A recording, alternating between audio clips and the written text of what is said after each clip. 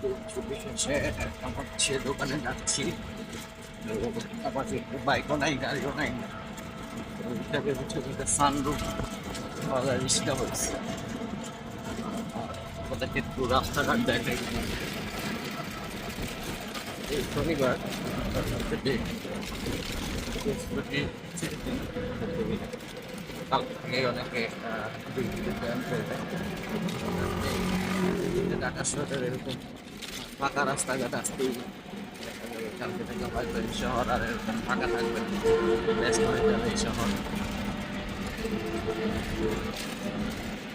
তো দেখেন তোলাই পার এলাকা, এখানে কিন্তু নর্মাল টাইম প্রচণ্ড পরিমাণে জ্যাম থাকে, রিক্সার চাপ থাকে, প্রচণ্ড পরিমাণ গাড়ির চাপ থাকে রোডগুলাতে।